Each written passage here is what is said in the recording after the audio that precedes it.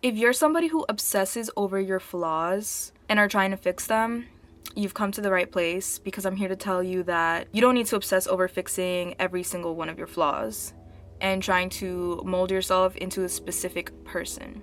On this channel, I talk about self-improvement a lot, manifestation, getting your dream life. So, by the way, if you're into that, subscribe or check out my videos.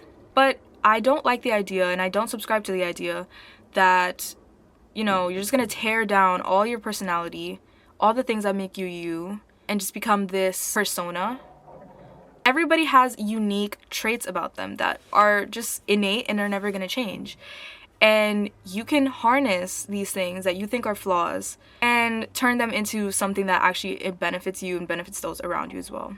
It's amazing to want to improve yourself, but it's also amazing to stay true to yourself and recognize the value in your personality.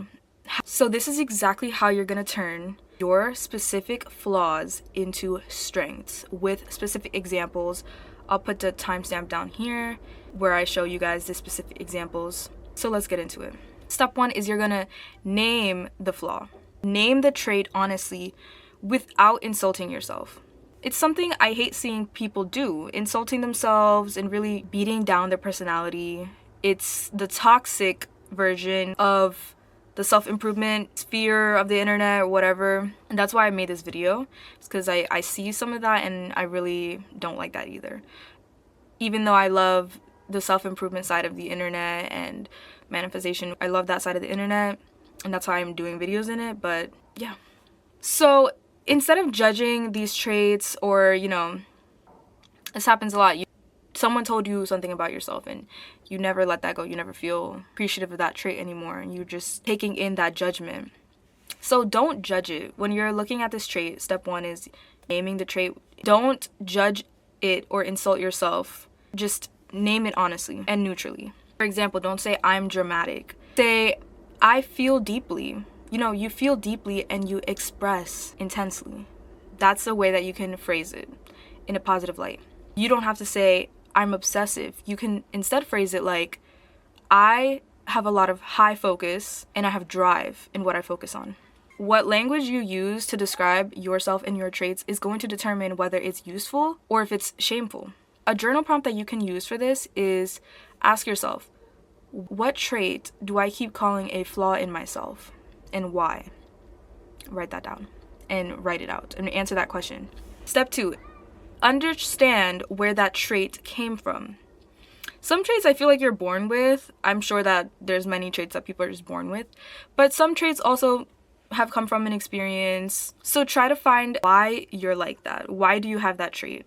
It could have been something that you always experienced in childhood or that you're experiencing right now, and you had to learn this specific trait, how to be like this, how to be especially direct, how to be sensitive to navigate the environment you're in. Some examples. If you're sensitive people learn how to be sensitive because they needed to sense tension in their environment. People that overthink a lot, me. It helps you predict the risk in the situation that you're in and protect you from that risk. And being intense, it's a trait that would really help you be taken seriously in somewhere where you might not typically be taken seriously. So ask yourself, again, journal prompt, what did this trait help me achieve or secure? Okay, here's the most important step, step 3. Identifying the strength that's hidden in that trait. I'm going to put it up here. All of the flaws, quote unquote, the most basic and common flaws that people talk about in themselves, and why it's actually a power when you direct it in the right way. With all of these traits, you're not going to change these things about yourself. You're just going to redirect them. You're going to notice them in yourself and redirect them. You can do this with any flaw.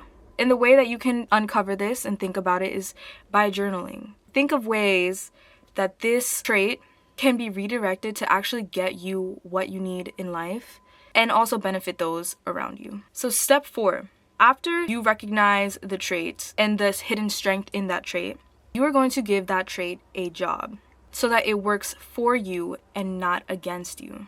So here's the thing, your quote unquote flaw lashes out when it's not assigned and directed to something specific. Meanwhile, when you give your trait, your quote-unquote flaw, a purpose, that is when it becomes a tool for you and it becomes beneficial to you. So from going with the examples from before, if you're sensitive, you can use that to build close relationships and deep friendships. If you're somebody who overthinks, you can use that in a lot of different situations like planning, strategy, even investing. If you're somebody who is controlling, use it to structure your day, structure your environment, structure the things you can control within yourself, your finances. Now, I will say, all of these, again, they can go the opposite way. They can be detrimental. So you have to be very specific on how you're going to use these traits within yourself, within your day-to-day habits, within your life, confined to only you.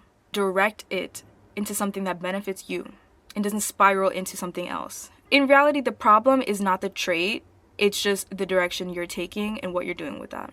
So here's the next journal prompt for this step. How can I use this trait intentionally this week? Simple. And finally, step 5. You're gonna place yourself in environments where this trait, where this quote-unquote flaw, makes you look like a genius. You've got to know yourself in this life. You have to know yourself. That's the first step of, being successful is knowing your flaws, knowing your strengths. And once you know your flaws, you can turn them into strengths. And part of that is knowing where to go and what to do so that your strength is amplified and you can use that. Here's a really good example. If you're an intense person and you are around a lot of passive people, you're going to be looked at by those people as too much, overbearing. But if you're around ambitious people that are similar to you, you might just be a leader in that group. Another example, if you're sensitive and you are surrounded by people that are not as emotionally intelligent as you, it just is going to bring pain. But if you're in an environment where you're around a lot of people that are on your same level of emotional intelligence, it's going to be an amazing environment for that. And it's going to be a superpower. Or a job, if you're in a job that requires a lot of emotional intelligence, that's a superpower right there. You're not too much or too little. You are surrounded by the wrong things, and you just might be in the wrong place. Final journal prompt is, ask yourself, who or what environments bring out the best version of this trait? Your flaws are not necessarily flaws. They are strengths with no direction yet. Remember, you don't need to become someone else. You just need to learn how to use what you already are and who you already are to your advantage. So, if you like this video and if you made it to the end, thank you so much. I appreciate that. Comment down this emoji if you made it to the end. I really appreciate that. And if you have any comments, questions, leave them down below. If you like other content like this, I make a lot of content like this, so check it out. And as always, stay blessed.